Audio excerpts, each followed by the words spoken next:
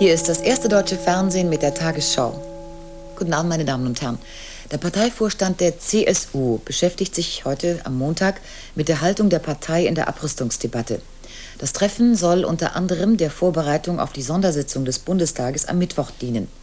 Außerdem will sich die CSU-Führung mit der Erklärung von Bundeskanzler Kohl zum Verzicht auf die Pershing 1A-Raketen beschäftigen. Die Partei ist verärgert darüber, dass die Initiative des Kanzlers nicht mit dem bayerischen Koalitionspartner abgestimmt worden war. Der Vorsitzende der CSU-Landesgruppe im Bundestag, Weigel, ließ offen, ob sich die CSU an dem für Dienstag geplanten Koalitionsgespräch mit der CDU und den Freien Demokraten beteiligen wird. Kanzleramtsminister Schäuble erklärte, bei der Raketenentscheidung könne es in der Koalition sachlich keine Differenzen geben. Im Übrigen seien die Kompetenzen in der Regierungskoalition klar verteilt. Alle Partner seien sich einig gewesen, die amerikanische Verhandlungsposition in Genf zu unterstützen. Die Eltern des 19-jährigen Sportfliegers Matthias Rust sind am Sonntagabend in Moskau eingetroffen. Sie wollen als Zuhörer am Prozess gegen ihren Sohn vor dem obersten Gericht der Sowjetunion teilnehmen. Das Verfahren beginnt am Mittwoch. Es soll 3 Tage dauern. Matthias Rust war Ende Mai nach einem waghalsigen Flug auf dem Roten Platz in Moskau gelandet. Die Anklage wirft ihm Grenzverletzung, Verstoß gegen die internationalen Flugregeln und Rauditum vor.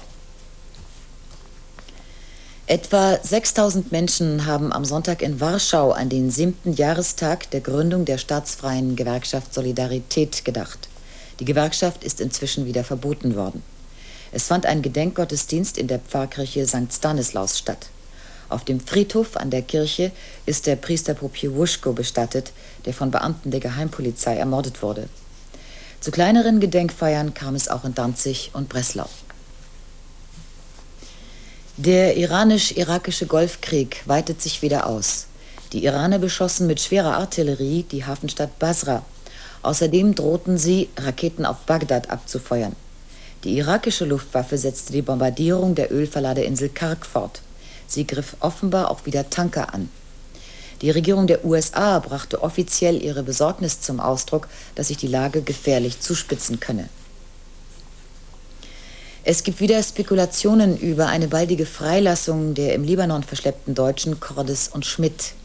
Der Leiter der Nahostabteilung des Auswärtigen Amtes Fiedler hat während einer Sondermission in Damaskus über die Wiederbelebung des deutsch-syrischen Verhältnisses gesprochen.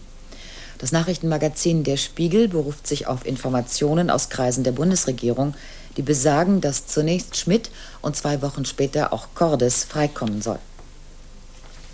Die Wettervorhersage für Montag, den 31. August.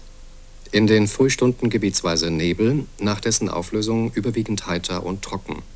Östlich der Elbe und in Ostbayern zeitweise stark bewölkt, aber kaum Niederschlag.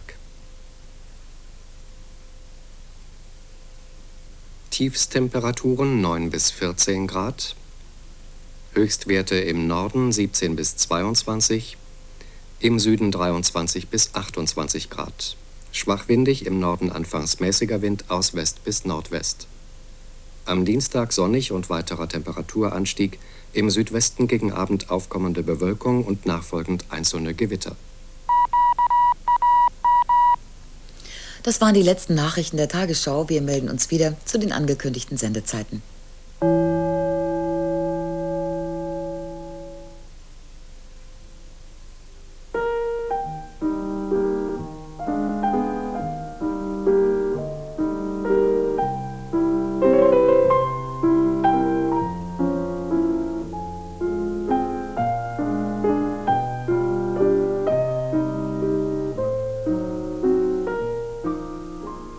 Lebensstufen von Hermann Hesse. Ich glaube, man kann im Leben eine ganz genaue Grenze ziehen zwischen Jugend und Alter. Die Jugend hört auf mit dem Egoismus, das Alter beginnt mit dem Leben für andere. Ich meine es so, junge Leute haben viel Genuss und viel Leiden von ihrem Leben, weil sie es nur für sich allein leben. Da ist jeder Wunsch und Einfall wichtig. Da wird jede Freude ausgekostet, aber auch jedes Leid. Und mancher, der seine Wünsche nicht erfüllbar sieht, wirft gleich das ganze Leben weg. Das ist jugendlich. Für die meisten Menschen aber kommt eine Zeit, wo das anders wird, wo sie mehr für andere leben, keineswegs aus Tugend, sondern ganz natürlich. Bei den meisten bringt es die Familie. Man denkt weniger an sich selber und seine Wünsche, wenn man Kinder hat. Andere verlieren den Egoismus an ein Amt, an die Politik, an die Kunst oder Wissenschaft. Die Jugend will spielen, das Alter arbeiten. Es heiratet keiner, damit er Kinder kriege, aber wenn er Kinder kriegt, so ändern sie ihn. Und schließlich sieht er, dass alles doch nur für sie geschehen ist.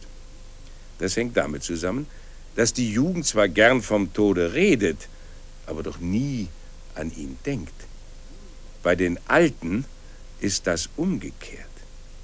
Die Jungen glauben ewig zu leben und können darum alle Wünsche und Gedanken auf sich selber stellen.